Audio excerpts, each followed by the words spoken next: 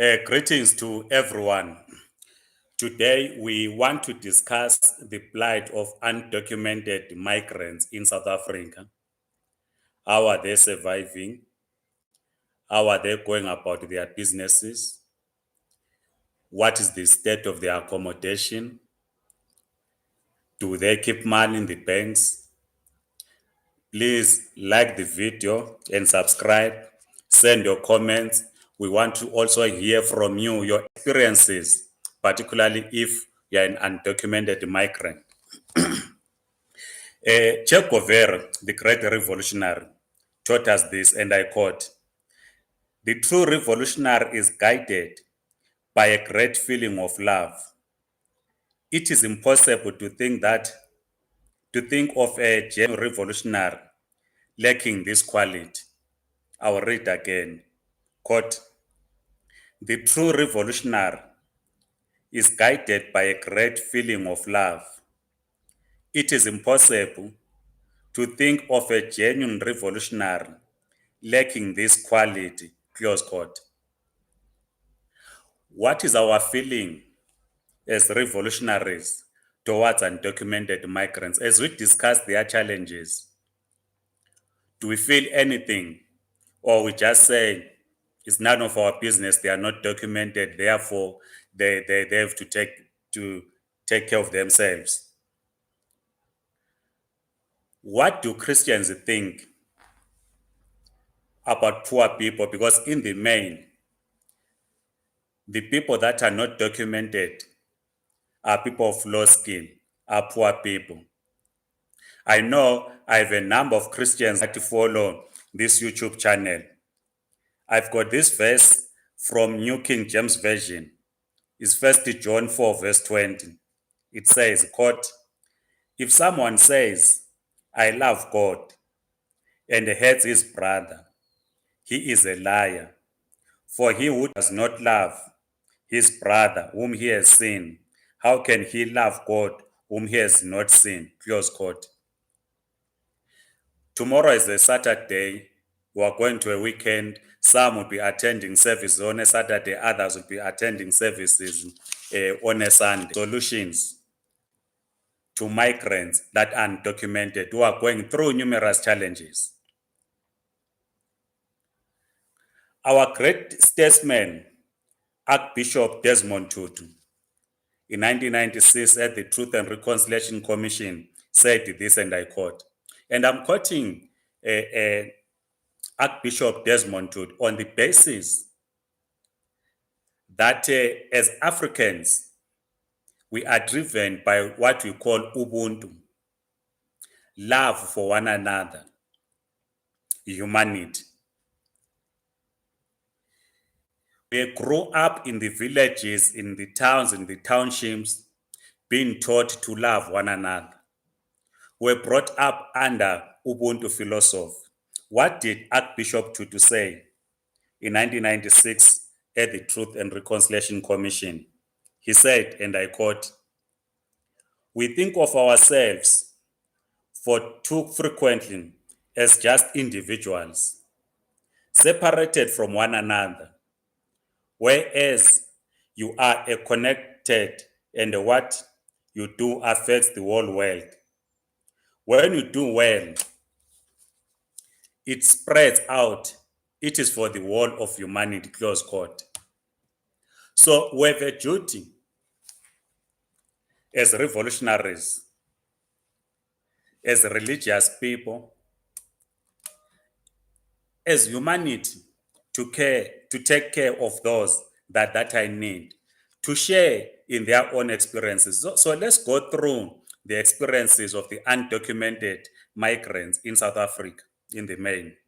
Of course, we are not discussing the Immigration Act on what should happen if someone violates the Immigration Act, enters South Africa undocumented or through unofficial means. We will discuss that some other time, but let's discuss, because they are already in South Africa and there are many that are undocumented, how do they survive? The first thing that the undocumented go through, the challenge that they go through, is accommodation. Because they do not have documents, whether permits or asylum documents, they are unable to sign a lease agreement with the landlord. And because they are abused at the workplace and they are paid peanuts, they then decide to occupy maybe a room. You'll find that many undocumented migrants will share a flat. Maybe 10 will live in a one-bedroom flat or live in townships, share a room, 10 of them. What does this mean? It means there is no privacy. You can't keep your money at home. Because firstly and foremost, you cannot open a bank account because you do not have a document. So you wake up in the morning, you do your business, whether you work where you are exploited or you run your business. Many of them are in the informal sector. The money that you make at the end of the day, you can't put it in a bank account. You can't put it under the pillow because you are many where you stay. Anyone can then take your money. I was told of a migrant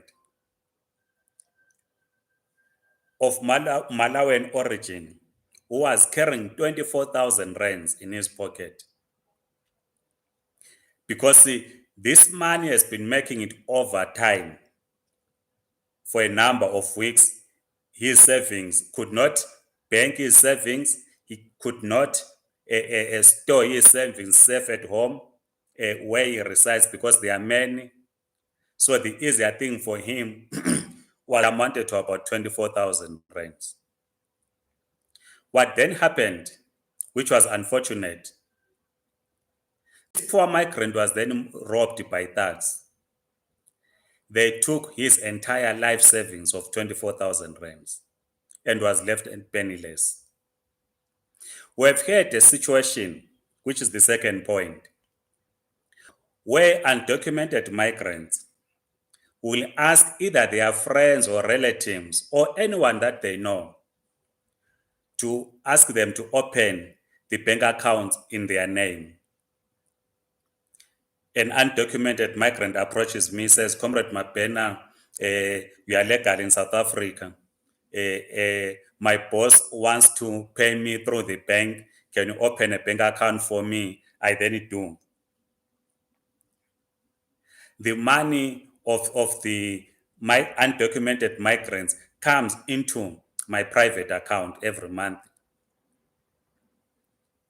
So what do others then do?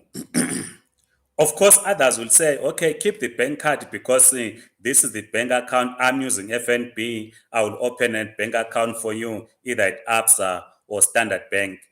You keep the bank card so that you have access to the account. But others will say they are keeping the bank card. You use actually my FNB account that I'm using for your salary. So for the undocumented migrant to have access to the bank account, they have to go through me. Many have lost money to those that they trusted to open bank accounts for them. When we then see that the person has accumulated lots of money as savings in the account that is opened in my name, which again was a story related to me when I was doing this research.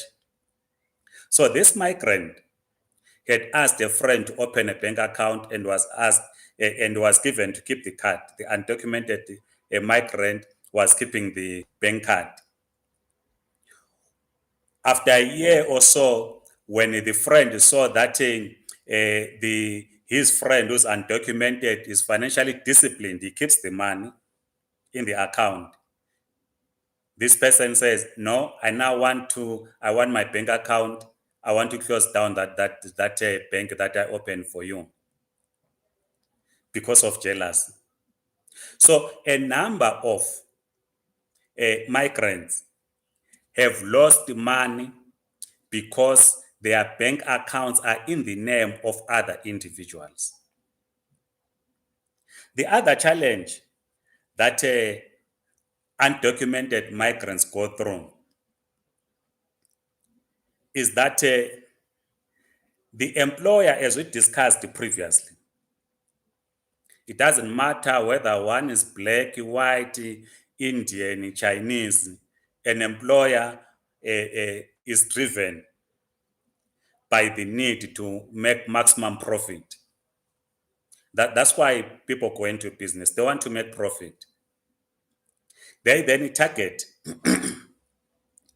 migrants, undocumented ones.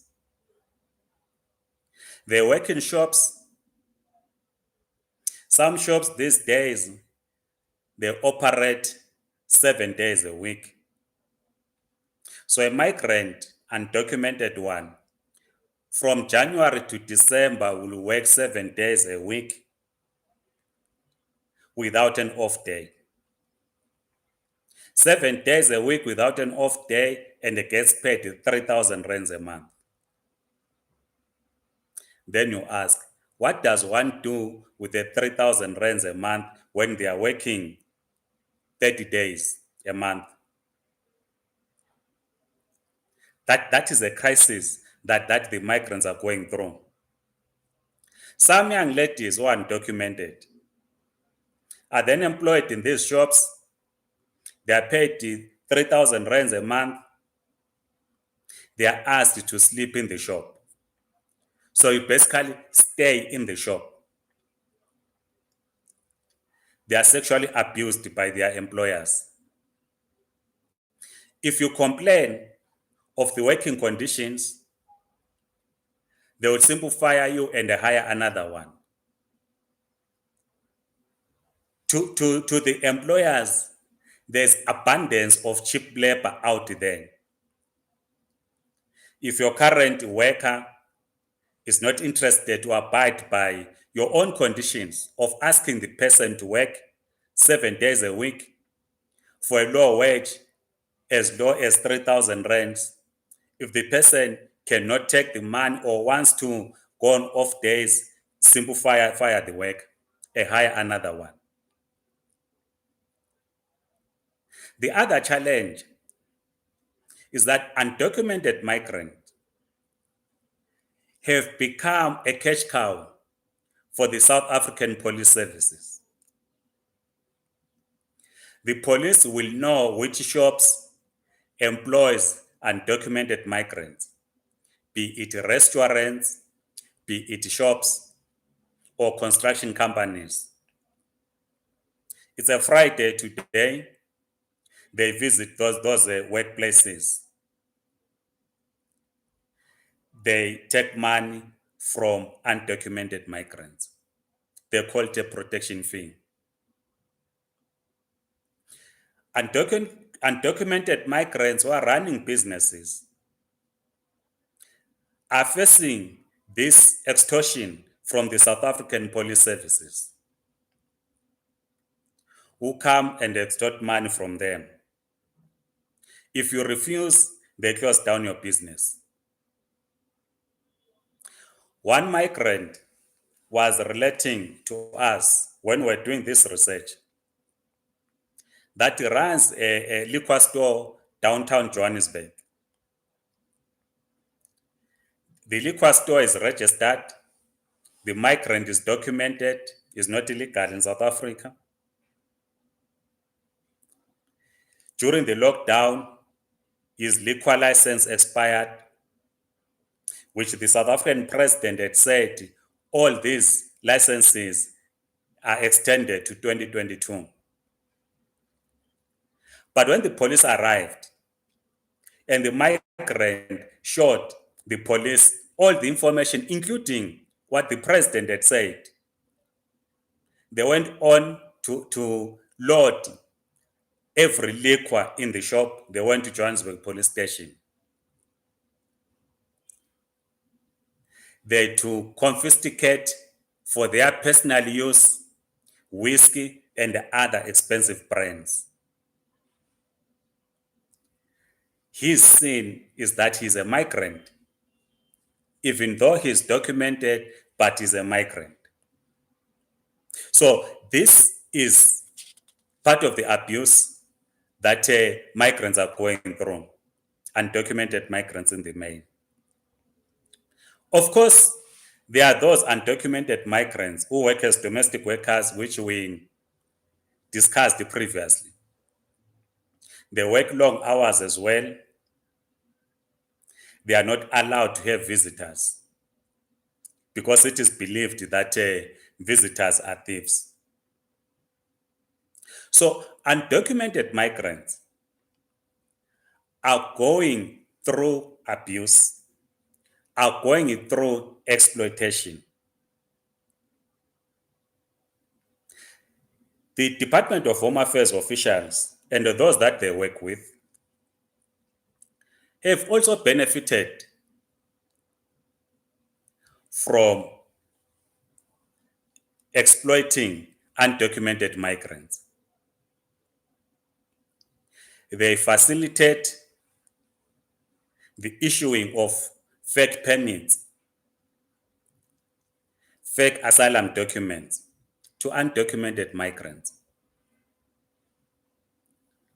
What is said is that an undocumented migrant will pay close to about 15,000 rands for a fake permit, and the undocumented migrant will not be aware that it is a fake permit.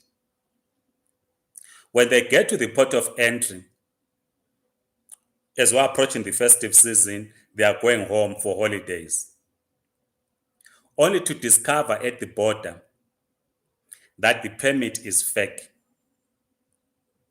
You have paid 15 to 20,000 rands, and the person who gave you the permit is nowhere to be seen.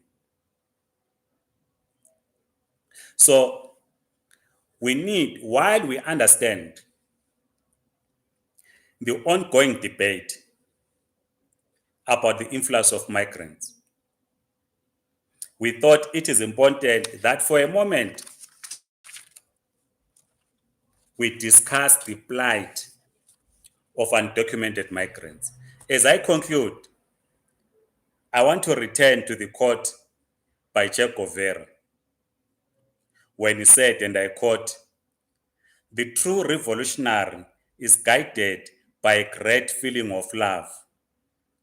It is impossible to think of a genuine revolutionary lacking this quality," close quote. Every revolutionary must be concerned